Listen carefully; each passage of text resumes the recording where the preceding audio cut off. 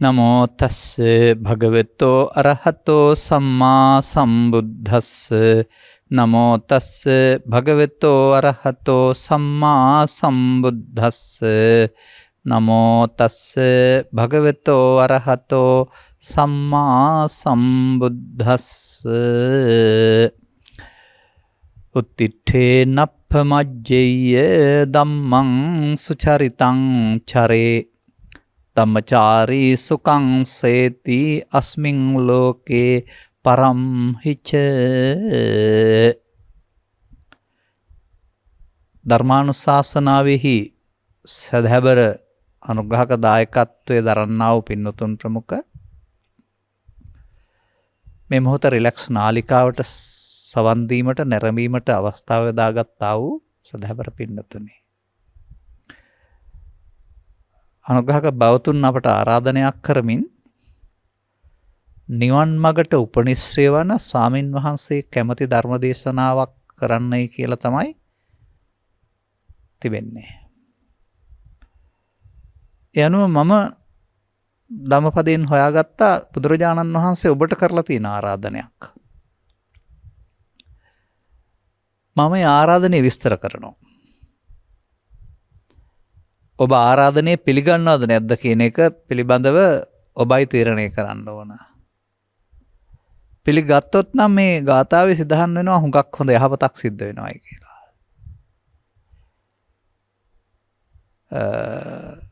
තමන්ට පමණක් නොව අනුන්ටත් සමාජයටත්. කුමක්ද මේ ආරාධනය කියලා අපි පියවරෙන් පියවර පැහැදිලි කරමු. උත්තිඨේ නප්පමජ්ජේය. ඔය තියෙන කාරණා දෙකක්. උත්තිඨේ කියන එකෙන් සාමාන්‍යයෙන් කියන්නේ ඉඳගෙන ඉඳලා නැගිටින්න හරි නිදාන ඉඳලා නැගිටින්න හරි කියන එක නෙවෙයි. මේ බුදුන් වහන්සේගේ අවවාදානුශාසනා නුගත් ඒවා අනුගමනය කරන්නට තේරෙන්නේ නැති පොහුදුන් කියන්නා වූ සමාජය හිටගනත් ඉඳගනත් නිදි. දැස්පියාන නිදි නෙවෙයි. තවත් නින්දක ඉන්නේ. මෙන්න මේකට කියනවා කෙලෙස් නින්ද කියලා. මේ නින්ද ඒ ණයට තිබෙනවා අඳුරු තුනකින් වැහිලා ඉන්න. ලෝභ අන්ධකාරය, ද්වේෂ අන්ධකාරය, මෝහ අන්ධකාරය. ඒ අඳුරට වැදිලා නිදි මේ අය. රාත්‍රියට නින්ද නෙවෙයි මම කතා කරන්නේ. දවල්ුත් නිදි. මම මේ ළඟදී පුංචි දරුවෙකුගේ කරුණු පැහැදිලි කිරීමකට සවන් දුන්නා. තාත්තයා අපි ඉගෙන ගන්න වෙනවා මේ තවල්ටත් නිදාගෙන ඉන්නේ කියලා. කියන්නේ අපි රැට නිදාගෙන ඉන්න එක තේරෙනවා මේ දවල්ට නිදාගෙන ඉන්න එක තේරෙන්නේ නැහනේ කියලා. ඒ කියන්නේ මම කියන එක තමයි. මේ සමාජයේ ඇස් අරගෙනත් නින්දක ඉන්නවා කියන එක බුදුරජාණන් වහන්සේ පැහැදිලි කරව දාරනවා. ඒ නින්ද ඉඳගෙන නම් මේ වැඩේ කරන්න බෑ. ඒකෙන් අවදි වෙන හැටි බුදුරජාණන් වහන්සේ පැහැදිලි කරව දාරනවා උත්තිඨේ කියන පදයෙන්.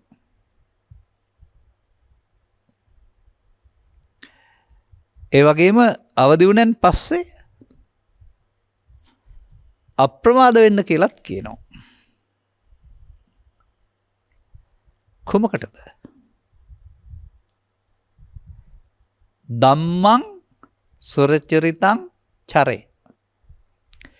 ධර්මයේ සහ සුචරිතෙහි හැසිරෙන්නට. දැන් මම මේ පදේ දෙකට කඩන්න කැමතියි. ධර්මයේ නැතුව සුචරිතේ හැසිරීමක් තිබෙනවා සමාජයේ. ඒක සුචරිතං චරේ විතරයි. ඒක කාය වචී මනෝ සුචරිත වෙන්න පුළුවන්. ඒක ලෞකික වෙනවා. මේ සුචරිතේ හැසිරෙන පවණින් ධම්මං චරේ බෑ. නමුත් ධර්මෙත් හැසිරෙන්න කියලා තියෙනවා. ධර්මයේ සහ සුචරිතෙහි. අනේ ධර්මයේ සහ සුචරිතේ හැසිරීමට නැගී සිටින්න කියලායි කියන්නේ.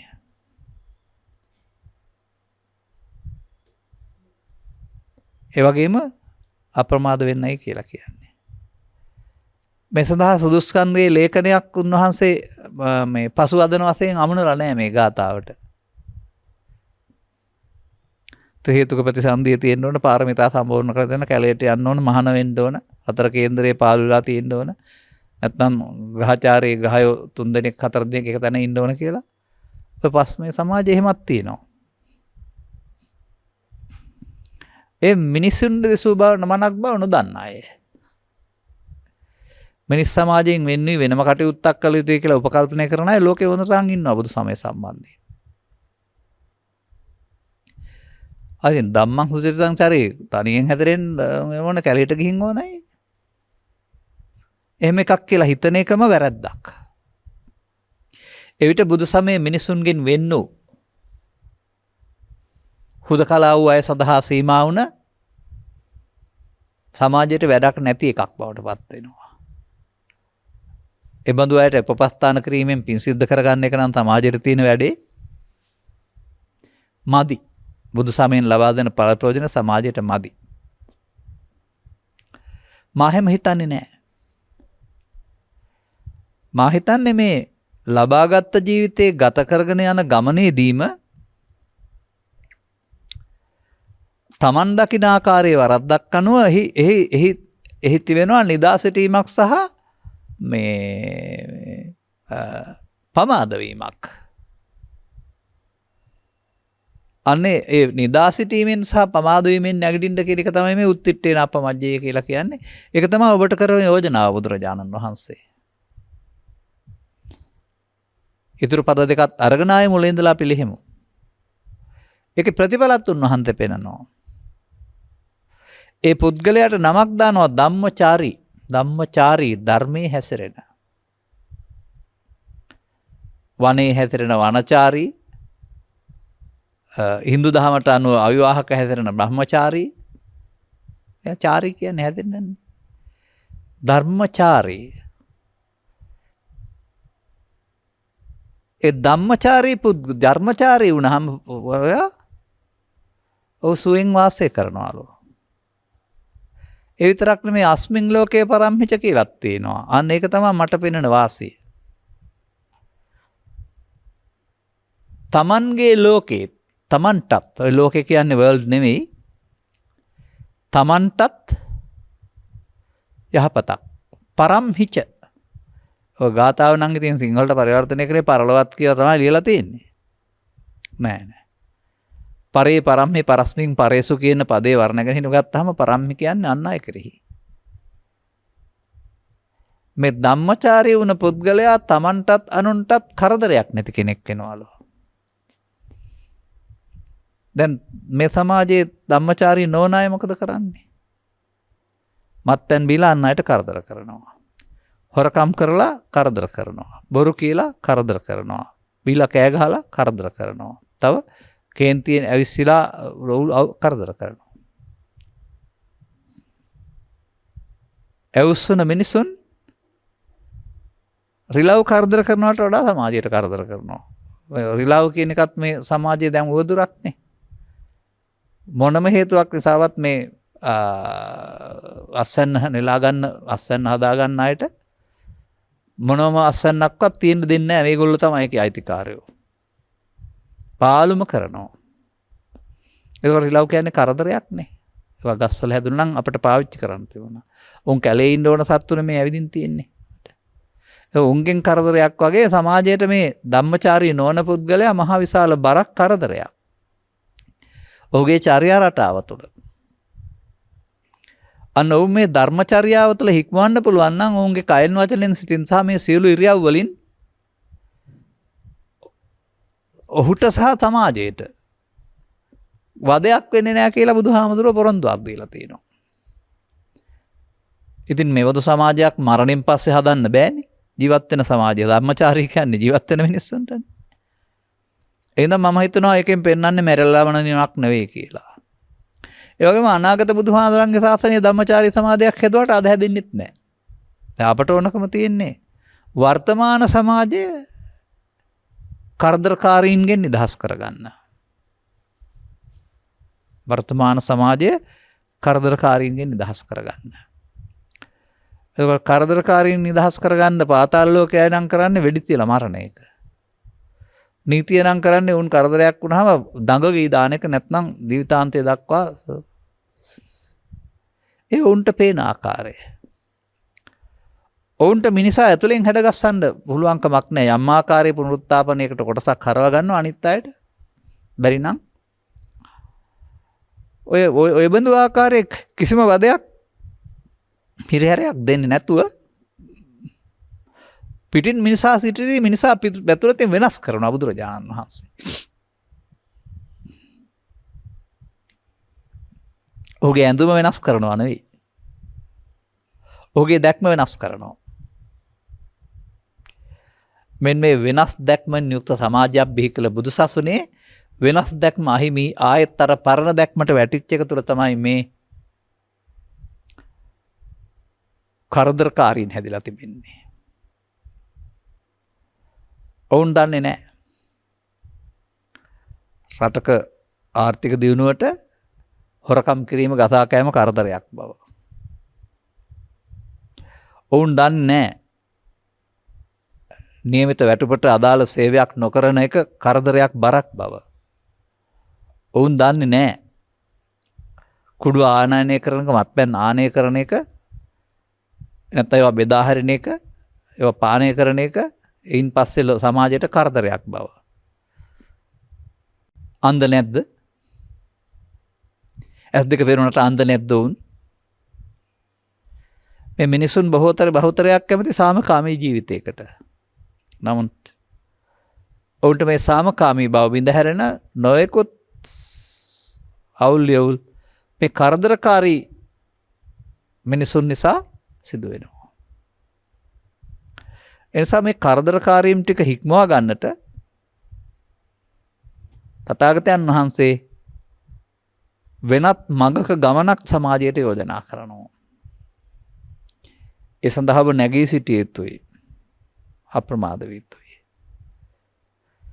කොතනින්ද නැගී සිටින්න ඕන?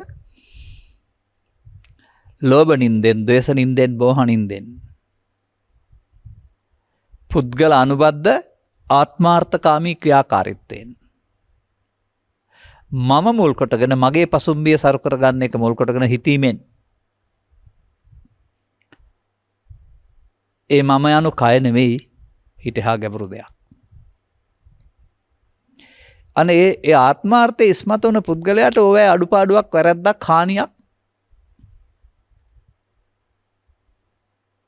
තේරෙන්නේ නැහැ. පහුගිය කාලවක් වවනක තිබුණේ කණ්ඩ දෙනවා නම් බොණ්ඩ දෙනවා නම් වෙන මොනවද තව ඕනේ කියන්නේ ඕනේ වැඩක් කරලා දෙන්නම් කියලා. මේ බුදුරජාණන් වහන්සේ යෝජනා කරන්නේ ඔබට අයිති ආවේනික පෞරුෂත්වයක් වර්ධනය කරගන්න.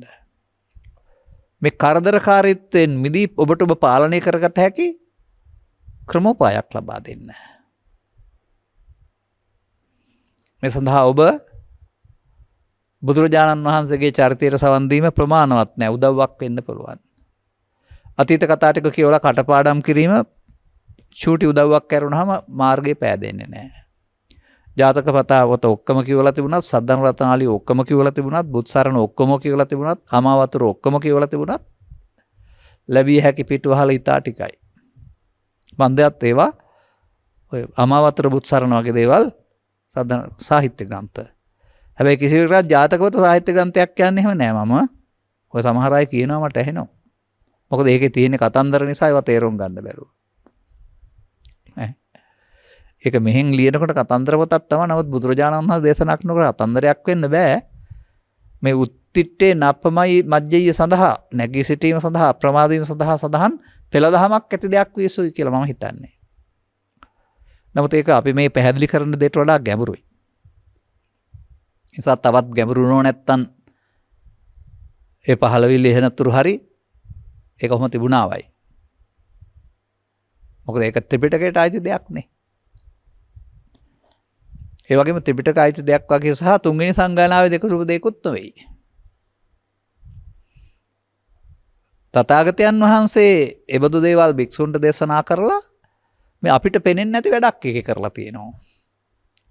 අපි හිතානේ ඉන්න එක නෙවෙයි ඒක. අපි හිතන්නේ පූර්වාපර සංදි ගලපනවා කියන්නේ ඉස්සර ජීවිතේ මේ ජීවිතේ ගලපපෙක කියලා. නෑ අනතුරුව උන්ට මගපල ලැබිලා තියෙනවා. ඉතින් මගපල ලැබෙන්න නම් ඒක සක්කාය දිට්ඨි විචිකිච්ඡා සීලපත පරාමාස කැඩෙන්න අවශ්‍ය ධමයක් තියෙන්න ඕනනේ. එනිසා අපි ඒක සාහිත්‍ය කියන වචනේ නවත්තලා අපිට මේ පෙනෙන දහමක් තුල ඔබට මේ නැගී සිටින්න මොකද්ද විවරණය වෙන්න ඕන? ඔබ කවුද කියලා හොයාගන්න වෙනවා. ඔබ කවුද කියලා හොයා ගැනීමේදී ඔබ ස්ත්‍රියෙක්, ඔබ පුරුෂයෙක්, ඔබ ගිහියෙක්, පැවිද්දෙක් කියන හොයා ගැනීම නෙවෙයි. ඔබ ඒ මොහොතේදී කිසියම් හැඟීමකට වසඟ වූවෙක්. අන්න එයයි හඳුනා ගන්න ඕන. ඒ මොහොතේදී ඇසෙන් කනෙන් නාසයෙන් දිවෙන් කයෙන් සිතින් කයෙන් වචනයෙන් එමත් නැත්නම් පවෙන් පිනෙන් ඥානයෙන් මේ ඔක්කොම තුල කිසියම් වසඟ වීමක් තිබෙනවා. අන්න මේ වසඟ වීමෙන් නැගිටින්න කියලායි මේ කියන්නේ. උත්තිට්ඨේ කියලා කියන්නේ. අපි වසඟ වීම පිළිබඳව තව ගාථාවත දෙකක් හොයාගනිමු. අනත්ත ජනනෝ ලෝභෝ ලෝභං චිත්ත පොකෝපනෝ භයං අන්තරතෝ ජාතං තං ජනෝ නාව බුජ්ජති. මිනිසුන්ගේ සිත් සතන්හි ජනනය වෙන ලෝභය, ද්වේෂය, මෝහය තුනම අනර්ථයක් ජනනය කරනවලු. සිත ප්‍රකෝපයට පත් කරනවලු. ඔහු අන්ධයෙක් වෙන බව ඔහුට තේරෙන්නේ නැතිලු. අන්න මම කියන අන්ධභාවය. දැන් නම් ලෝභයට වසඟව, ද්වේෂයට වසඟව, මෝහයට වසඟව ක්‍රියා කරන්න එපා කියන එක තමයි බුදුරජාණන් වහන්සේ. ඒක තමයි නිදි බව, නිදි අන්ධභාවය. මෙයින් අවදි වෙන්න වෙනවා. එතෙක් ඔබ ප්‍රමාදයි. ඊට පස්සේ තමයි අප්‍රමාද වෙන්න ඕන. ප්‍රමාද පදියට අපි අරුත් විග්‍රහ සභාව දීලා තිබෙනවා. පාසල් ගේට්ටුව තුලින් හරි පාසලේ කාර්යාල තුලින් හරි නෙමෙයි අපි ප්‍රමාදය අප්‍රමාදය අර්ථවත් කරන්නේ. ඒක ඔබට තියාගන්න. ඒක පාලියෙන් බිඳියා සරල අර්ථයක්. යම් ක්‍රමයක් මිනිසුන් ජීවත් වීමේදී අනුගමනය කරාද මිනිසුන් අනුගමනය කරන්නේ ක්‍රම දෙකයි. බුදුන් වහන්සේ හමු නෝ සමාජයේ ඔවුන් පමාද විහාරීන්. බුදුන් වහන්සේගේ අවදාසනා පිළිගත් අය අපමාද විහාරීන්. එපමණයි. අන්න අර බුදුරජාණන් වහන්සේගේ අවදානුශාසනා පිළි අරගෙන අප්‍රමාද වෙන්න ඉගෙන ගන්න වෙනවා. ඒක ඉතින් වේගයෙන් කටයුතු කිරීම, දඩවිඩි ගාලා කටයුතු කිරීම, ඉක්මනින් කටයුතු කිරීම නෙවෙයි. මේ ප්‍රමාදයේ වළංගු වෙන්නේ කාර්යාලයට, පාසලට නෙවෙයි, බස් රථයට නෙවෙයි, සසරට. උන්වහන්සේ වදාරනවා සසරේ ප්‍රමාද වූ කියලා. සසරේ ප්‍රමාද වූ අපායට යනවා විතරද? ඔබ නම් එහෙම තමයි හිතන්නේ. සසරේ ප්‍රමාද වූ කර්ම රැස්කොට පාප කර්මෙන් භවගාමී වී දුගතිගාමී වේ, පුණ්‍ය කර්මෙන් භවගාමී වී සුගතිගාමී වේ, ධාන කර්මෙන් භවගාමී වී සුගතිගාමී වේ. මේ ප්‍රමාදයේ 3 ආකාර සීමාවයි. එහෙමයි අපි අර්ථ ගන්නවන්නේ. ඊට පහළ අර්ථයක් සමාජයේ තියෙන්න පුළුවන්. ඒ නිසා මම දකින්නේ අනාගත සසරක් හදන්නට කර්ම රැස් කරන එක ප්‍රමාදයයි. ඔබ දැනගෙන කරන්නේ නැහැ. නමුත් අර පෙන්වන්නේ හැඟීම් තුනක්. ඒ මොහොතට උපදින හැඟීම ඔබේ කය වචන සිත මෙහෙවනවා. ඔබ නෙමෙයි එතකොට. ඒ හැඟීම මෙහෙවනවා. මේ ප්‍රමාද විහාරී පුද්ගලයා මේ හැඟීම දිවා රාත්‍රී දෙකේ මේකට පෝර දමමින් බලවත් කරමින් ඉන්නවා. මේකට මූලයක් තිබෙනවා චිත්තාභ්‍යන්තරේ එතනින් පැලවෙනවා. හත් හට ගන්නවා. මේ ලෝභ කියන පදේ ඇතුළත් කරලා උන්වහන්සේකට නමක් දෙලා තියෙනවා uppannam කාම විතක්කං. සිතේ පහළ වූ කාම විතර්කය. එක පැත්තක්. ඒකට ඉඩ නැති වෙනකට හෝ වෙනම uppannam ව්‍යාපාද විතක්කං. සිතේ පහළ වෙන්නා වූ ද්වේෂ සහගත හැඟීම. uppannam විහිංසා විතක්කං. එය ලියලා ගොස් මොහු කුරා ගොස් අවිදරන්ට ඇති වෙන හැඟීම වනසන්නට. ඔන්න මේ බුදුරජාණන් වහන්සේගේ විමර්ශනය තුළ මිනිස් සමාජයට වින කරන ඔබේ සිත් සතන්නේ සැගවී සිටින්නා වූ හතුරු හමුදාව. මේගොල්ලොන්ට යට වෙලා ඒගොල්ලෝ කියන දේ අහනවා ඔබ. කවදාවත් ඒවා පාලනය කරන්න ඔබ ඉගෙන ගන්නේ නැහැ. ඒක වැරදි කියලා හිතන්නේ නැහැ. මම පලි ගන්නවමයි. ඔකට මම එකක් කරන්න ඕනෙමයි. නොකොලොත් මම නෙවෙයි. ඔකට ක්‍රියාමාර්ගයක් ගන්න ඕන. එසේ සිතට කිසිවෙක් ලෝභ කරන එක වැරදි, දේශ කරන එක වැරදි, මෝහ කරන එක වැරදි කියලා හැම හිතන්නේ නැහැ.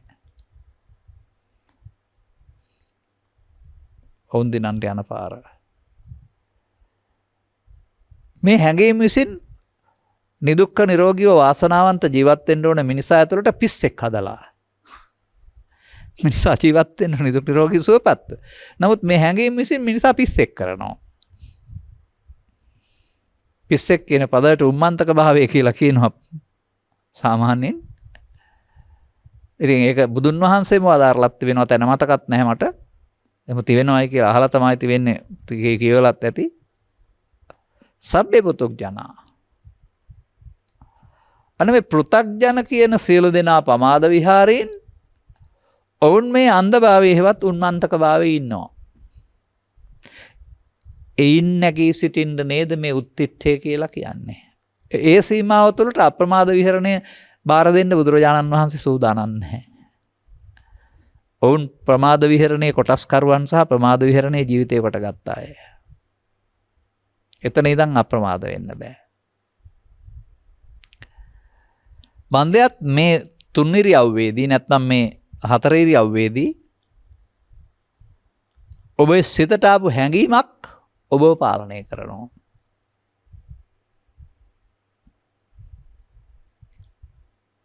ඒක පාලියෙන් පෙන්වන්නේ uppannam කාම විතක්කං අදිවාසේති නප්පජහති නවිනෝදේති නබ්‍යන්ති කරෝති නාන භාවා න කියන එකේ තේරුම නොකරනවා. ඉස්මුදුනෙන් පිළිගන්නවා කාම විතර්කේ බාර ගන්නවා. එයින් තමන්ට සමාජයට සසරට වදයක් බව පිළිගන්නේ නැහැ. අන්න කරදරකාරීන්. ඔවුන් කරදරකාරීන් වෙන හැටි. ඒ නිසා ඒක පාවිච්චි කරනවා. එතකොට ඒක පිළිගන්නවට අදිවාසීති කියනවා. බැහැර නොකරනවට නප්පජහති කියනවා. අවසානයකට පාලනය නොකරනවට නවිනෝදේති කියනවා. අන්තයක් නොදකින්නවට ව්‍යන්ති කරෝති කියනවා. සිත තුළින් මරා දමනවට යලිත් නොපිදෙන ආකාරයෙන් මරා දාන්න නැතුව පදිංචි කරනවට න අනභවං ගමේති කියනවා. ඔන්න කරදරකාරයාගේ ජීවිතය තුළ තියෙන කරදරකාරී ලක්ෂණ.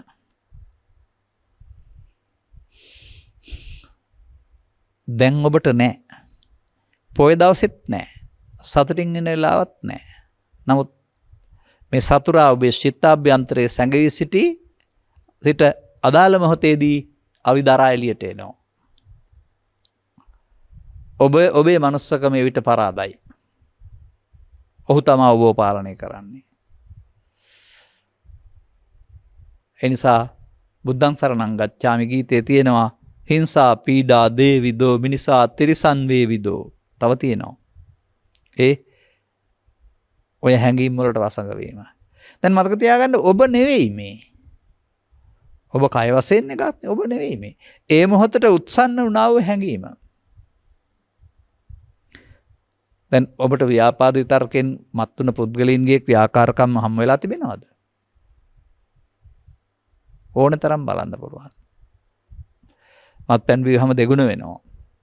නැතුවමත් ගුරුවරයා තාත්තා රියදුරා ආයතන පාලකයා මේ ඕන කෙනෙක් යක්ෂෙක් වෙනවා. ව්‍යාපාද විතර්කයේදී කෑකෝ ගහන අය අතපය දිගාරන ආකාරය, තව වචන පාවිච්චි කරන ආකාරය, හැසිරෙන ආකාරය යහපතක්ද කරදරයක්? මේ ඔබ ළඟ ඉන්න සංගවාගත් චරිත ලක්ෂණ ඔබට දුක් ගෙනත් දෙන, ඔබේ ජීවිතය සසර හදන සහ දුකටපත් කරන කරදරකාර චරිත ලක්ෂණ. මීට එහා දියා ගියාම තමයි එක බෝම්බේ පටන්, පිහිපාරේ පටන්, න්‍යෂ්ටික අවිය දක්වා උපක්‍රමයක් මගින් වනසන්න, ජීවිත දේපොළ විනාශ කරන්නට අදාළ තීරණ ගන්නේ ඔය අදාළ මෙහෙවන්නන් ඔය විහිංසා විතර්කයට පත් වුණාම. ඒක නීත්‍යානුකූල මට්ටමින් පාලනය කරන්න ගියොත් ඔතරම් බරපතල දේවල් වෙන එකක් නෑ. නමුත් නීත්‍යානුකූල මට්ටමින් නෙවෙයි අපි දකින්නේ ලෝකේ එකට එක කිරීමක්, ප්‍රහාරයට ප්‍රතිපහාරයක් ආදී වශයෙන් තමයි දකින්නේ. ඒක සාමාන්‍යයෙන් ඔබේ සමාජයේ තිය බලන්නකෝ. කෙනෙක් ගහනවා. ඒ ඔබට රිදුනා. ඔබට ඒක අතහරින්න දාන්න බෑ. ඒකට වඩා රිදවන්න ඕන ඔබට. ගැහුවොත් ගහනවා කියන ප්‍රතිපත්තියට යනවා. අතින් එකක් ගැහුවොත් අනිත් එක්කන සැරට තව එකක් ගහනවා. සැරට කාලා රිච්ච පුද්ගලයා තව දෙකක් ගහනවා මෙයාට. ඒ විදිහට ඒක ඊට පස්සේ අතින් පයින් වෙනකොට පොළු වලින්, අනතුරු අවියාදු වලින් අන්න ඒ ක්‍රියාවම තමයි සමාජයේ ක්‍රියාත්මක වෙන්නේ. පිස්සන් කොටුවේ හැටි. මෙන්න මේ මෝඩකම් ටිකෙන් වළකින්නට, මේ මෝඩකම් ටිකෙන් ඉවත් වෙන්නට තීරණය කරන්න උත්තිට්ඨේ නැගිටින්න. එතකොට මේවා වෙන එක වෙනුවට මේවා මේ පාලනය කරන්න පුළුවන්. අප්‍රමාද වෙන්න පුළුවන්. එවිට එයම ධර්මයේ සහ සුචරිතයේ හැසිරීමක් වෙනවා. මේ අප්‍රමාදයේ දක්වා අපි කොහොමද ගැඹුරට යන්නේ එකපාරටම? ලහි ලහිව කටයුතු කිරීම, වේගයෙන් කටයුතු කරන, ඉක්මනින් කටයුතු කිරීම නෙවෙයි. නමුත් තථාගතයන් වහන්සේ වදාළ මේ ප්‍රමාදය, ප්‍රමාදෝ මච්චනෝ පදං කියලා නම් තියෙනවා. ප්‍රමාදයේ මරණයට මඟ කියලා. එහෙම නැත්නම් මම එහෙම කියන්නම්. මේ විතර්ක තුනේදී ඔය කොයියම් මොහතකම ඕනෑම කෙනෙකුට මේ විතර්ක එනවා. මහාන උණෙන් පස්සේ විතරක් කැලේදී විතරක් නෙවෙයි. ඒ නිසා මේ ඕන තැනකදී මේ විතර්ක වලින් සිදුවන කරදරේ වළක්ව ගන්න බුදුරජාණන් වහන්සේ තෙන්ට වෙනත් කෙනෙක් නැත්නම් වෙනත් උපක්‍රමයක් යොදනවා මේකේ බලය හීන කරන්න. එහෙමයි බුදුරජාණන් වහන්සේ මිනිස් සිරුරේ ඇතුලේ ඉන්න රාක්ෂය අයිවත් කරලා මිනිසා හොඳ කරන්න හදන්නේ. දැන් මම කියන්නම් මෙහෙම. ඔබ අර කාම විතර්කයේවත් ලෝභයේදී බොරු කරන්න, කපටිකම් කරන්න, වංචා කරන්න, අයිතුලාප ලබන්න හෝ එහෙම නැත්නම් කාම අපචාර වලට යන්න. ඒවා වැරදි වශයෙන් දකින්න නැත්තේ ඒ ප්‍රමාදයයි. ව්‍යාපාද විතර්කය ඔබ සාධාරණ කරලා ඉටු කරගන්නට යන්නේ ඒ ප්‍රමාදයයි. විහිංසා විතර්කයට සාධාරණ හේතු ඉතුරු කරන්නේ ඒ ප්‍රමාදයයි. ඔන්න. ඔබ පමජ්ජෙය. දැන් මේකෙන් පමා වෙනවා කියන්නේ මොකක්ද? මේක මෙතන අවසන් වෙනවා නම් ප්‍රශ්නයක් නැහැ. ප්‍රශ්නෝත්තර ක්‍රමයට ප්‍රශ්න දිගට බාහිර සමාජයේ දිගට යනවා. Tamanටත් මේක වැල යාමක් නම් වැල යන තරමට පොළොවේ අරට අලයක් බහිනවානේ. ඔබ දැකලා තියෙනවද වැල් අල කියන જાතිය? උඩට යන තරමට යටට අලයක් බහිනවා. මේවා පාවිච්චි කරන තරමට චිත්තාභ්‍යන්තරට මේවා ආය හට ගන්න හේතු නිදන්ගත වීම සිද්ධ වෙනවා. එයයි ප්‍රමාදය. ඒවා නැවත හට ගන්නවා නිසා ජීවිතේ පුරාම ජීවිතෙන් එහා පැත්තට කය තැරුණත් ජීවිතයක් හට ගන්නට මේවා උදව් වෙනවා.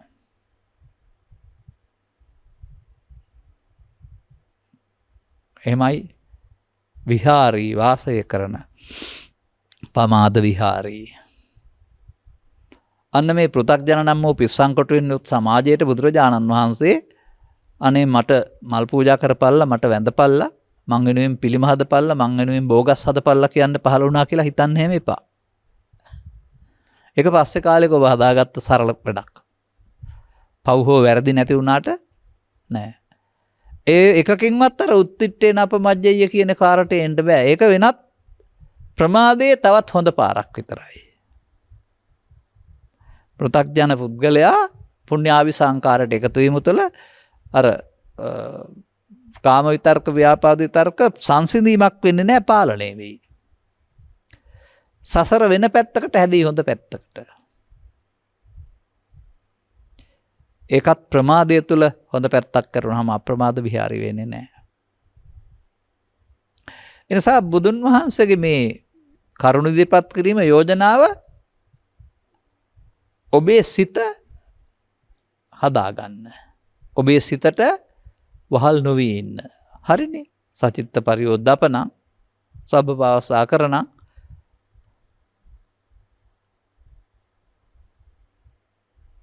එහෙමනේ තිබෙන්නේ නේ. ඇයි ඉතින් සමීප වෙන්න බැරි වුණේ අපට? අපි ඉතින් බෞද්ධ නාමයෙන් අතිවිශාල දිගපළල උස විශාල පිළිම ඉදිකිරීම වලට නැවත නැවතත් හන්දියක් ගානා බෝධි රූප රෝපණය කිරීම වලට තවත් චෛත්‍යයක් ඔස්සේ විවිධ වර්ගයේ මල් පූජා කිරීම වලට ඒ වගේම ඒ චෛත්‍ය වලට විශාල ප්‍රමාණයෙන් බෙහෙත් පූජා කරලා අහක දාන විසිකරන වැඩවලට මුල් තැන දීලා මහත් අගයක් දීලා ලොකු වැඩ කියලා මාධ්‍ය වලුනුත් පෙන්නනවා. ඔවුන් කාම විතර්කයේ ව්‍යාපාද විතර්කයේ විහිංසාව විතර්කයේ ගැන ඒකට කියන්න තියෙන්නේ ළමයින්ගේ භාෂාවෙන් නෝ කතා. ඒ ගැනයි බුදුහාමුදුරුවෝ කතා කරන්න කියලා තියෙන්නේ. මේන් ඉවත් වෙන්නේ කොහොමද? ඒකට ධම්මචාරී වෙන්න වෙනවා. ධම්මං සුචරිතං චරේ. දැන් ඔබ දකින්න සුචරිතය ගන්න. මත්පැන් පානින් වැළකීම, දුම්පානින් වැළකීම, සොරකමෙන් වැළකීම. අන්න පුද්ගලයෙකුට සුචරිතය. දැන් ඉතින් ඔබ ඒවා කරනවා නම් සුචරිතයක් නැහැ කියලා තේරුම් ගන්නවානේ. හයිතු ලාභ ලැබීම, දරුවන් මෙලොවට ඉන්තුනොයි ගස් භාග්සා කිරීම, නීතුරුදී විවාහ 1 2 3 4 5ක් නීතියෙන් සහ නීතියෙන් තොරව කර ගැනීම ආදී කොට ඇති.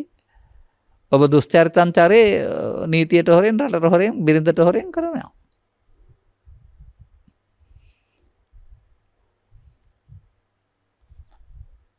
හරියට මේ ලොරි වල එහෙම මේ බස් රථ එහෙම ගහලා තියෙන ඉස්සරහින් ප්‍රේමාවක් බුදු සරණයි. ඉතින් ලොරිය බෞද්ධ එකක් කියලා තමයි අපි හිතන්නේ. හැබැයි ඒක ඇතුලේ හොරහරක් පටවන්නත් පුළුවන්, හොරලී පටවන්නත් පුළුවන්. ඉස්සරහින් බුදු සරණයි කියලා බෝඩ් එකක් ගහලා හොරහරක් පටවන, හොරලී පටවන ලොරියක් වගේ ඔබ.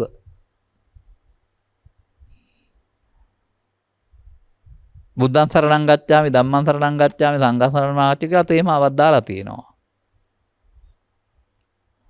ආසන්නේටත් ඇවිදින්නේ නැහැ. පමාද වෙනවා, ධර්මයේ සුචරිතය හැතරීමක් නැහැ. පෘථග්ජනයාට මම මේ උපමා මේ හදන්නේ. ඉස්සරහින් බෝඩ් එක ගැහුවට බෑ. ඇතුළෙත් ඒකම තියෙන්න ඕන. එතකොට ඒ හොරහරක් අදින හොරලී පටවන ලොරියෙන් සාමාන්‍ය සමාජයට යහපතක් වෙනවද? හොරලී පටවන ලොරියෙන් කැලේට හානියක් වෙනවා.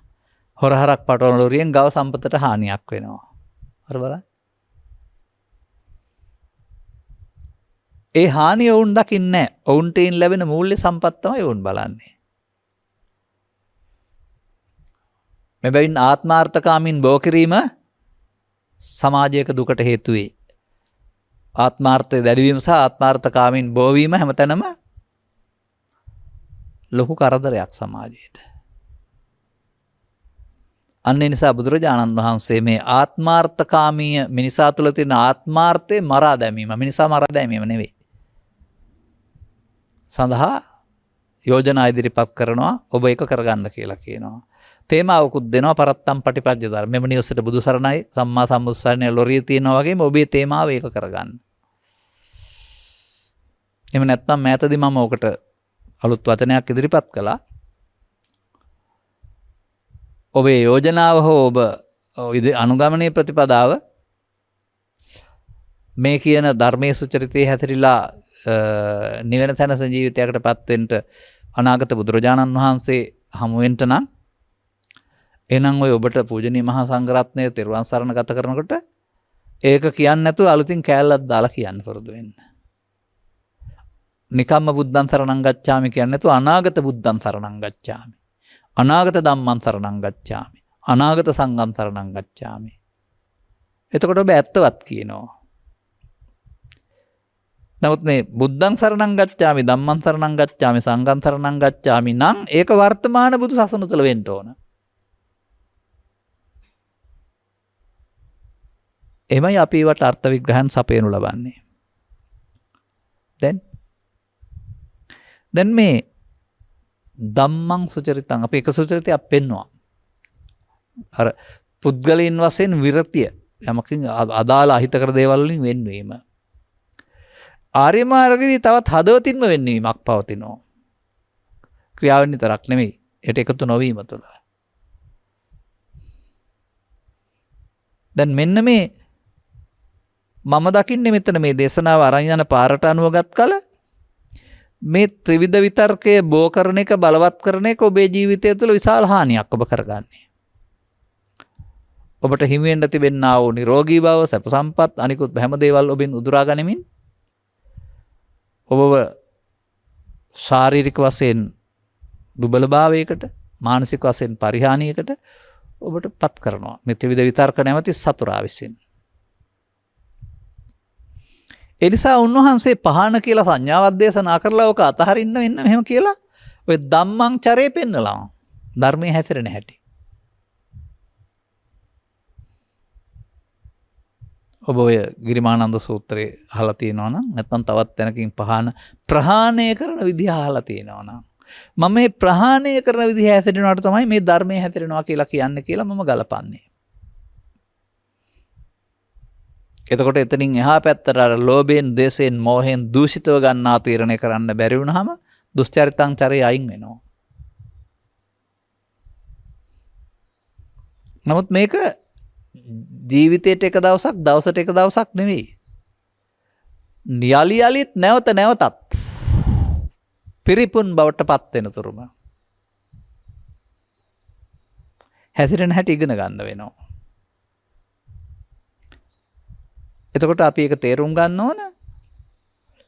ඔබේ පුද්ගලයෙක් වශයෙන් කය තුල නමුත් සිත තුලයි උපදින්නේ. මේකට පරණ ධර්මදේශනාවල පාවිච්චි කරපු වචන ගන්න නැතුව මම මේ කියන්නේ. ඒක ඔබ දන්නවත් ඇති. uppannං හෙවත් හටගත්. ඒ හටගන්න හේතුව මේවට පොර දාලා පෝෂණය කරලා තවදුරටත් බලවත් කරමින් ඉන්නවා.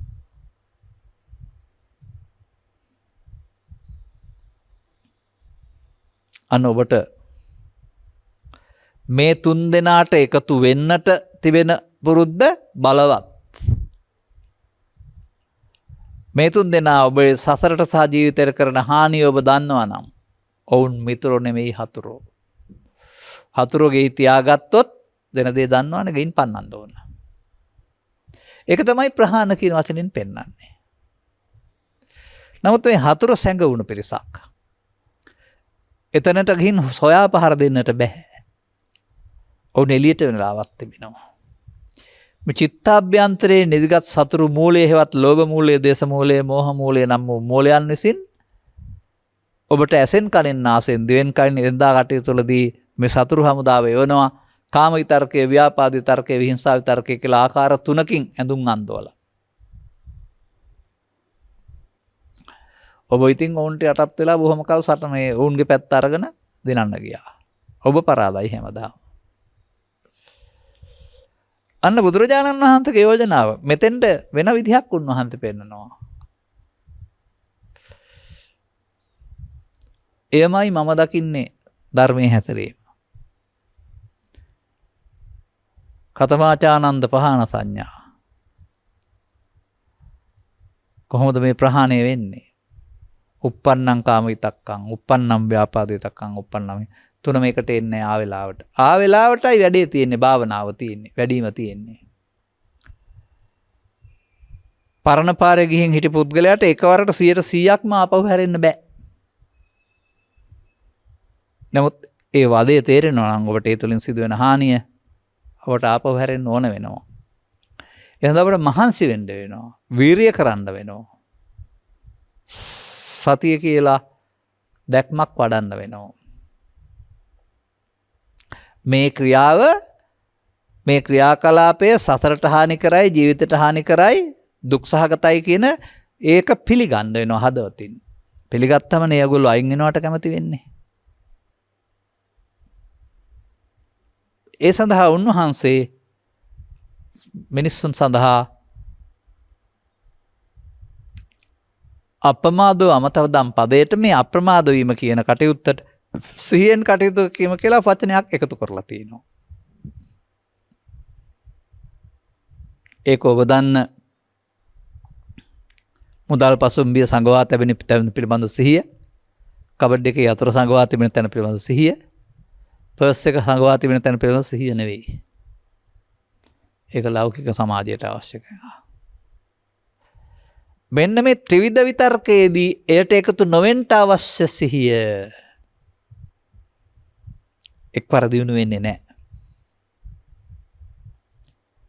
නමුත් වැරදි බව පිළිගත්තොත් අද සිද්ධිය උදෑසන වුණොත් හැන්දෑවටවත් මතක් වෙයි. මේ මොහොතකට පෙරත් මා සමග කතා කළ කෙනෙක් කිව්වා ඔය කතාව. මේ ත්‍රිවිධ විතර්කයේදී වැරද්ද තේරුම් ගත්තේ පශ්චාදාතව කිව්වා. මම කියපු වචනකින් පසුයි හටගත්තේ කියලා. දැන් නම් සහජාත වෙනවයි කියලා කිව්වා. ඒ කියන්නේ සිද්ධිය සමගම හට ගන්නවයි කියලා. මම උත්සාහ කරන්නේ පුරේජාත කරන්න කියලා. මං කිව්වා හරි කියලා. ඔය ඔබට ප්‍රායෝගික වෙන්න ඕන වචන ඔය ත්‍රිපිටකයේ තියෙන්නේ. ඔය පාඩම් කරගෙන හිටියට වැඩක් නැහැ. මේ විතර්කයන්ට එකතු නොවී ඉඳීම සඳහා නාදිවාසේති පජහති විනෝදේති ව්‍යන්ති කරෝති කියන කටයුත්ත කිරීම සඳහා ඔබට මේ වෙන් වෙන්න විරතියටපත් කරන්න මේ සතිය ඉපදිලා වැඩි දියුණු වෙන්න ඕන. සිද්ධියට පසු වීම, සිද්ධිය සමගේම සිද්ධියට පෙර ආතු වීම කියන තැන දක්වා දියුණු වෙනකොට දැන් උත්තෙට්ටේ දැන් නැගිට්ටා. විතර්ක තුනට පහළ වෙන්නේ නැහැ. දැන් ඔබට තිබෙනවා ඔබ පාලනය කරගත නොහැකි මොහොතක්. ඒකට කියනවා නින්ද කියලා. තාම ඒකට බලපත්‍ර දීලා නැහැ බුදුරජාණන් වහන්සේ. මොකද ඒක හැදුනේ මෙහෙන් හැදුන හොඳ දේකුත් ඒකට යනවා පස්සේ. එනිසා ඔබට මේ සඳහා ඉරියව් හතර උන්වහන්සේ පවරා දෙනවා. තිට්ටං චරන්න තින්නවා ආසායනවා. හිඳමින්, සිටමින්, ඇවිදිමින්, මරණින්දේ හේවත් සිහින ලෝකේ නැතුව දිගාවී සිටමින්. ඇතැම් පරිවර්තන වල මේකට කියනවා නිදා නොනිදා කියලා.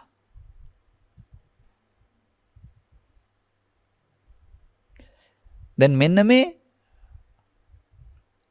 විතර්කයන්ට එකතු නොවෙන්න ඔබ හැසිරෙනවා නම්, ඒවා වැරදි බව පිළිගන්නවා නම්, ඒවට එකතු වීමෙන් වැඩෙන බව, දුකටපත් වෙන බව, ඒවට එකතු නොවීමෙන් ඒවා සීන දීන වෙන බව, ශූන්‍යතාවය දක්වාගෙන හැකි බව, ඒවායේ ශූන්‍යතාවය දක්වා තේරෙනවා නම් ඔන්න ඒ කටයුත්ත කරන්න තමයි බුදුරජාණන් වහන්සේ ඔබට උත්තිට්ඨේ නපමජ්ජේ කියලා කියන්නේ. දැන් ඇඳුම පිළිබඳ කතාවක් තියෙනවද? වැඩ කරන ස්ථාන පිළිබඳ කතාවක් තියෙනවද? නෑ මේ කාම විතර්කයටයි ව්‍යාපාද විතර්කයටයි විහිංසා විතර්කයටයි සිවුස වේදයක් නැහැනේ. ගිහි පැවිදි වේදෙකුත් නැහැනේ. සිහි නැත්නම් ඔක්කොම ටික පිස්සු වගේ කතා කරයි.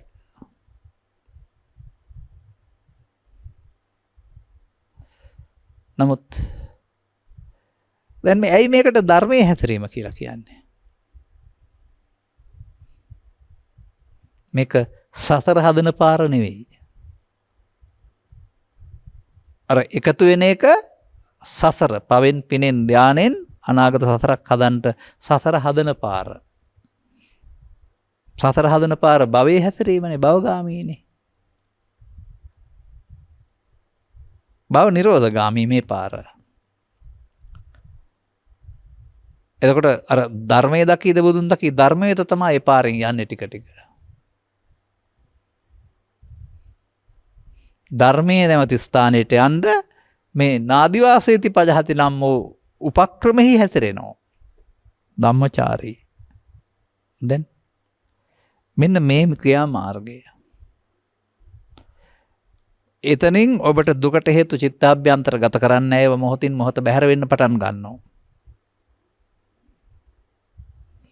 දැන් ඔහු මේ සමාජයේදී කිසියම් සිද්ධියක් මුල් කොටගෙන හටගන්නා වූ ගැටලුවකදී මේ ත්‍රිවිධ විතර්කය පාවිච්චි කරන්නේ නැත්නම් සිත්‍රදවීම් ගහබන ගැනීම මරා කපා කොටා ගැනීම ධනෙ විනාශය ආදී මේ කිසිම කරදරයක් වෙනවද තව කාටවත්? ධම්මචාරී සුඛං සේති. ධම් ධර්මයේ හැසිරෙන්නා තමනුත් සොයෙන් ජීවත් වෙනවා. අනිත් කාටවත් ගහකට වැලකටවත් සතෙකුටවත් පරිසරයටවත් විරුද්ධවාදීකටවත් හානියක් විනාශයක් කරන්න කල්පනා කරන්නේ නැහැ. අස්මින් ලෝකේ තමන්ගේ ලෝකයේ සුවසේ පරම්හි අන් අය කෙරෙහි අන් අයටත් අන් කෙනෙකුටත් වදයක් නොවන කෙනෙක් වෙනවා. මෙන්න බුදුරජාණන් වහන්සේගේ ධර්මෙහි මානසික භාවය, සදාචාර සම්පන්න භාවය, සාධාරණ භාවය. දැන් මේකෙදි මොකද්ද වෙන්නේ දන්නවද? ඔබ අර පරම හිටියේ කෙලෙස් වසඟ වී නින්ද කියන්නේ අන්න ඒකයි. දැන් ඔවුන් කෙලෙස් පන්නා හරින්ට ඔබට බුදුරජාණන් වහන්සේ වදාළ මේ මොහොතට එකතු නොවීම නම් වූ සිහියක් උන්වහන්සේගේ අවවාදාන ශාසන ආශ්‍රයෙන් භාවිතා කරනවා. දැන් මේක කරනවා නම් ඊට පස්සේ ත්‍රිපිටකයේ තියෙන ඕනෑ වචන පෙළක් අරන් පෙන්වුවා. ඔබ කරමින් ඉන්නේ මේක කියලා. එකක්වත් කියන්නේ නැතුව මම මේ කිව්වේ. ඒ නිසා මම දකින්නේ තථාගතවරු බුදුරජාණන් වහන්සේලා වැනි උතුමන් ලෝකෙට දේශනා කරන්නේ 아무තු විද්‍යාවක් නෙවෙයි. Taman දුකටපත් වෙන පමාද විහරණයට ආයිබුවන් කියන්න. උත්තිට්ඨේන අපමජ්ජය. ඒ නැගී සිටීමෙන්ම විතර්ක බැහැර කිරීම සඳහා ධම්මං සුචරිතං චරය අපමාද වෙනවා. දැන් ඔහු සුදු ඇඳුම් දැඳගෙන ඉන්නේ. කෙස් තිබෙනවද? කෙස් කපලද? රජේ රැකියාවක්ද කරන්නේ? කම්කරුවෙක්ද? ඒව වැදගත් නැහැ. මන්දයත් ත්‍රිවිධ විතර්කයේ ඕනෑම තැනක පහළ වෙන්න පුළුවනි. හඳුනාගත්ත පුද්ගලයාට ඒකට එකතු නොවෙන්න දියුණු කරන සිහියක් ඔහු තියෙනවා. ඔහු ධම්මචාරී.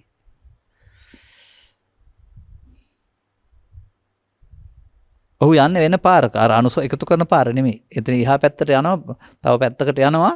මේක ෂේ වෙනකොට අපි ඔය විතර්ක තුන සම්බන්ධයෙන් ඊළඟ වචනේ ගන්නේ ලෝභක්ඛය, දේසක්ඛය, මෝහක්ඛය කියලානේ. ලෝභක්ඛය නිබ්බාණං, දෝසක්ඛය නිබ්බාණං, මෝහක්ඛය නිබ්බාන්න ධර්මයට යනවා. ඒ ධර්මයට පැමිණෙනවා. එතෙන්ට යන එක තමයි ධම්මචාරී. ධර්මයටපත් වෙන්න යනවා.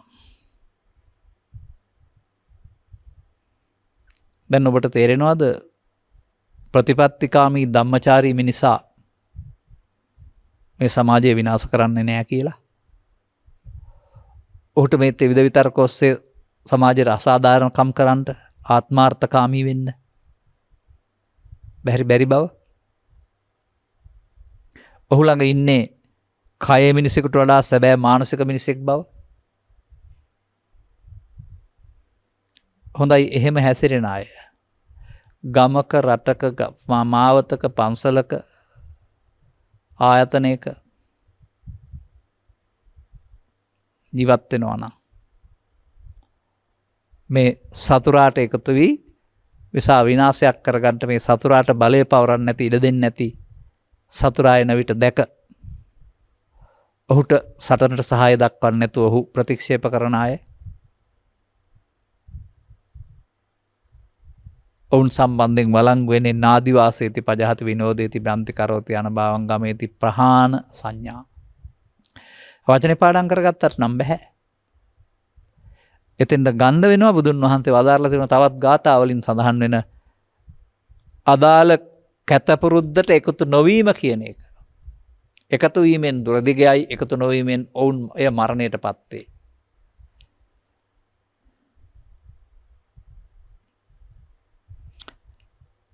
ඒ ඔබට ඕනෑකමක් ඒ තුළ ලැබෙනා වූ සුඛ විහරණයක් පිළිබඳ ඔබට ඉඟියක් අවබෝධයක් තියෙන්න වෙනවා. එතකොට මේ පාරේ යන්නේ ඒකෙන් ලැබෙන ප්‍රතිඵල තේරෙනවා නම් ඊට පස්සේ උත්සාහ කරනවා ඒ හතුරා එලවලා දාන්න. සතුරා කරදරයක් නම් සතුරා එලවා දැමීම යසහනයක් බව දන්නවා නම් සතුරාට එකතු වෙන්නේ නැහැ සතුරා එලවන්න හදනවා. මේ නිසා මේක බුදුන් වහන්සේ යම් තැන්වල සංග්‍රාමයක් කියලා පෙන්වලා තිබෙනවා. ওই ලෝකෙ තිබිච්ච සංග්‍රාම සතුරු පිළ දෙකක් අතරනේ. එතකොට සතුරන් විනාශ කරලා තමයි ජය ලබන්නේ. බුදුරජාණන් වහන්සේ නිසා මේක සංග්‍රාමයකට උත්පා කරනවා. Tamanට දුක්ගෙන දෙන්නා වූ සතුරන් ටික විනාශ කිරීමෙන් සංග්‍රාම ජිත්. සංග්‍රාමෙන් ජය ලබන්න පුළුවන්කමක් තියෙනවා. වගා සංග්‍රාමයේ ජීවන සංග්‍රාමය කියලා තියෙන ඒ වගේ. මේක ක්ලේශ ප්‍රහාණ සංග්‍රාමය. දුක්වට හේතු ප්‍රහාණය කිරීමේ සංග්‍රාමය. මේ යෝජනාව කාටද? මරිච්ච මිනිස්සුන්ට නෙවෙයි. උපදින්නයි ඉපදුනෙන් පස්සේ ඒක දාට හම්බුනොත් කරාවේ. වර්තමාන සමාජයේ දුකට ශෝකයට කනගාටුවට විනාශයට පත් කරන්නේ මේ ත්‍රිවිධ විතර්ක ආත්ම කොටගත් මිනිස් සමූහයා. ඔවුන්ට මාරාවේසු ඉන්න බව වුන්ම දන්නේ නැහැ. එනිසා උන්වහන්සේ මේ මාරාවේස මිනිසුන් අතෙන් සිදුවෙන හානිය රෙලව් අස්වැන්න පානය වාලු කරනට වඩා හානියක් වශයෙන් දැකලා දාරලා ඔබ මේ ළඟ ඉන්න හානි කරන හතුරා මරා දමන්න. පුද්ගලයෙක් නෙවෙයි කෙලෙස් නසනවා කියන්නේ ඒකට තමයි. එතකොට ඔබටත් සාමයේ සැනසීම උදා වේවි. එවන්තු ක්‍රියාකාරකම් මගින් සිදුවෙන්න තියෙන හානි ඉවත් වී යාම තුළ ධන හානිය, ගෙවල් ගිනි තැබීම, අවි ආයුධ පාවිච්චි කර ගැනීම, ගහ මරා ගැනීම, ඒ වගේම හිරගෙදර වැරදිකරුවන්ගෙන් පිරී යාම කියන මේ බරක් නේ හැම එකක්ම. ඒ මිනිස්සුන්ට ඔක්කොටම අපි ආයෙ කන්න දෙන්න ඕනනේ හිර කරලා තියලා. ඒ වගේම යමක් දැවි ගියත් එහෙම රක්ෂණ කරලා තිබුණොත් වන්දි ගෙවන්න ඕනනේ ආපහු. ඒකට ආයෙත් යන්නේ අපේම දේවල්. එනිසා විනාශය වෙනකොට අවිනාශය සඳහා මිනිසාගේ සිත් මෙහෙවන්න. ජීවත් වෙන මිනිසාගේ සිත් මෙහෙවන්න. කාර්යාලය තුළ, පාසල තුළ, නිවස තුළ, සම්බන්ධතා තුළ සම්බන්ධතා පළුදු කරන්නා වූ සතුරා හඳුනාගෙන සතුරා ඉවත් කරන්න බුදුරජාණන් වහන්සේ ඔබට යෝජනා කරනවා.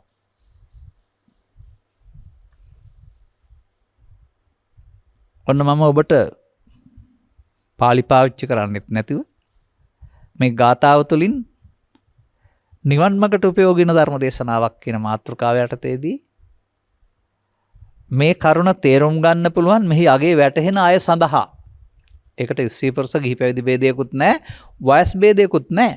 වයස අගට ගියාම කදා ගන්න කාලයක් නැහැ. නමුත් තේරෙනවා නම් අවුරුදු 15 පටන් ගත්ත තරමට ඔහුට මේ ධම්මචාරී සුඛං සේති වචනේ ප්‍රතිඵල ලාභියෙක් බවට පත් වෙන්න පුළුවන් වෙනවා.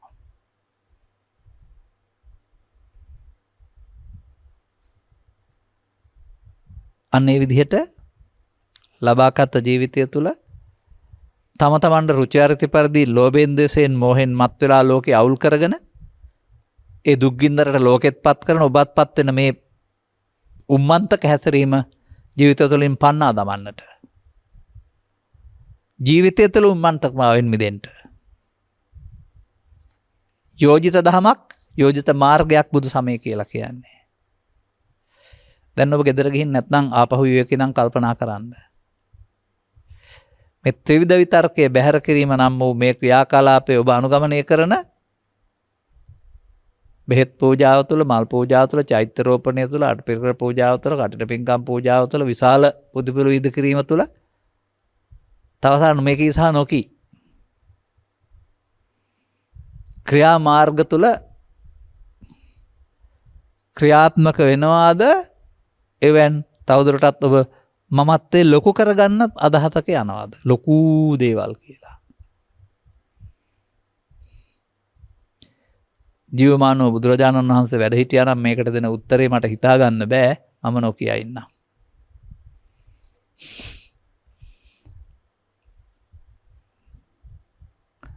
කරන්න ඕන වැඩේ පැත්තකින් තියලා අනුගාමී ප්‍රතිපදාව පැත්තකින් තියලා ඇදහිලිවන්ත නොගැඹුරු සමයක් හදාගෙන. ඒකට ඉතින් බුද්ධ ආගම කියලා කියනවා. බුද්ධ ආගම දන්නෙත් නැහැ. ඒක ඉතින් ඊට ඉස්සර තිබුණ ඉන්දියානු සමාජයේ තිබිට වෙනත් ආගමික ලක්ෂණ සහිත ආගම අද දන්නෙත් නැහැ. මොකද අර මේ ලොරියේ ඉස්සරහින් නමෝ බුද්ධාය තියෙනවනේ. පිටිපස්සට මා හොරාරක් පටවන්න නිසා හොර ලී පටවන්නේ. එසා ඔබ මේ නමෝ බුද්ධාය කියන ලොරියේ ඉස්සරහින් ගහගෙන වගේ අපි බෞද්ධ කියලා නැත්නම් බුද්ධං සරණං ගච්ඡාමි කියලා මේ කාම විතර්කයට, ව්‍යාපාද විතර්කයට වහල් වෙන්නෙක් නම් ඔබට ලබාගත ජීවිතයේ සැනසීමට එන්න ලැබෙන්නේ නැහැ. ඉතා ඉක්මනින් මේ වැඩෙන එක වෙනුවට සේකිරීම ප්‍රතිපදාව තුළ ඔබට සේම භූමියක් හම්බ වෙනවා. මිනිසා තුළ පවතින කෙම්බිම බුදුරජාණන් වහන්සේ මේ කෙම්බිමට මිනිසුන් පත් කරනවා. ජාතක කතා තුලත් පෙන්වන්නේ කෙම්බිමක්. ക്ഷേම භූමි. ക്ഷേම භූමි වදයක්, කරදරයක්, හිරිහැරයක්, බාධාවක් නැති පහසුකම් තැන. ජීවිතේ මෙන්න මේ කෙම්බිමට පත් වෙන්න අනුගමනීය ප්‍රතිපදාවකට එකතු වෙන්නට අදාළ ක්‍රියාමාර්ග ගන්නට තේරුම් ගන්නට මේ කරුණු පැහැදිලි කිරීමේ හේතු ආසනාව වේවායි කියන සුභාශිංසනයේ ප්‍රාර්ථනා කරමින් මම ධර්මානුශාසනාව මෙසේ අවසන් කරනු ලබනවා. ධර්මානුශාසනාව සඳහා දායකත්ව දරන ලබන්නේ පරලෝසෙපත් වූ නීතිඥ කීර්ති ජයතිලක මහතාගේ ආදරණීය බිරිඳවන නුගේගොඩ ගංගොඩවිල රබර්වත්ත පාරේ පදිංචි ලලිතා කන්නංගර මහත්මිය, සාවිත්‍රි ජයතිලක ආදරණීය දියණිය, සත්‍යජිත් ජයතිලක පුතණුවන්, වර්ණ විජේකොන් බෑණනුවන්, නවෝද්‍යා ඒකනායක ලේලිය ඇතුළු සියලු දෙනා විසිනුයි පවුලේ අය. අරමුණ නීතිඥ කීර්ති ජයතිලක මහතා පරලොස්සපත් වී 2021 දෙසැම්බර් මාස 12 වන දින වසර 9ක් පූර්ණ වන අතර එතුමාට මේ මහා පුණ්‍ය කර්තෘ අනුමෝදන් වී ඉක්මන් භවයකදී උතුම් නිර්වාණ අවබෝධය පිණිස මං පෙත් පෑදේවායි ප්‍රාර්ථනා කරනවා. අවශ්‍ය නම් අනුමෝදන් වී ඔබෙන් මේ උදව්ව බලාපොරොත්තු වන්නේ නම් පරලොසෙපත් වූ ඩී.ජී. කන්නංගර ආදරණීය පියාණන් සහ ජයරත්න කන්නංගර සහෝදරය ඇතුළු මියගිය සංසාරගත ඥාති හිත මිත්‍රාදීන් සියලු දෙනාටම අමාමහා නිවන සැනසීම පිණිස මෙම උතුම් කුසලයේ හේතු වේවා. කිත්මි විතාරා හෝ චෙතාරා, විතාරා වෙන්නේ නැති නැත්නම් චෙතාරා දෙකෙන් එකක් හදාගන්න. කිත්මි චෙතාරා නැත්නම් කිත්මි විතාරා. ආදරණීය මිනිබිරියගේ ඉදිරි අධ්‍යාපන කටයුතු සාර්ථකත්වයට අවශ්‍ය ආශිර්වාදය ලැබේවා. ජීවිතයේ දීර්ඝායුෂ වේවා. රිවින් සෙත්නිදු ජයතිලක ආදරණීය මුණුබුරාට නිරෝගී සුව ලැබී දිගාසිරි ලැබේවා. සුජීවත්ව සිටින දූ දරුවන් සහ මෑණියන් ඇතුළු පවුලේ සෑම සියලු දෙනාට නිදුක් නිරෝගී සුවපත් භාවය ලැබී චිරජීවනයේ සැලසේවා. රණවිරුවන් සොයුරන් ඇතුළු අක්කසිලෝ ඇසි සැමට සියලු දෙනාටම කොරෝනා උදරින් ආරක්ෂාව සැලසේවා. දේශකයන් වහන්සේටත් භවගාමී ගමන කෙලවර වී ප්‍රාර්ථනීය බෝධියකින් ඒ වචනේ පාවිච්චි කරන්න එපා කියලා මං කිව්වා. භවගාමී ගමන කෙලවර කරගන්නට ඉහාත්ම වශයෙන්ම හේතු ආසනාව වේවා කියලා බය නැතුව කියන්නේ. එහෙනම් ඔබ පැතු යහපත් පැතුම් සඵල වීමට ඉඩකට ඇති දේවල් සඵල වේවා. ඔබටත් මේ මම මතක් කළා වූ ගාථාවෙන් පෙන්වන යෝජනාව තේරුම් ගන්න ලැබෙනවා නම් එදිනදා ජීවිතයේ බුදුදහම ගන්න ලැබේවි. ඒ තුළින් ඔබ අතර පවතිනා වූ සම්බන්ධතා පළුදු දුරස් වී සැනසෙලි ජායක ජීවිතයකට මං පෑදේවායි අපත් ප්‍රාර්ථනා කරනවා. සබ්බීතියෝ වජ්ජන්තු සබ්බ රෝගෝ විනස්සතු මාතේ බවත් අන්තරායෝ සුඛී දීඝායුකෝ භව. හැම දිනාටම තෙරුවන් සරණයි.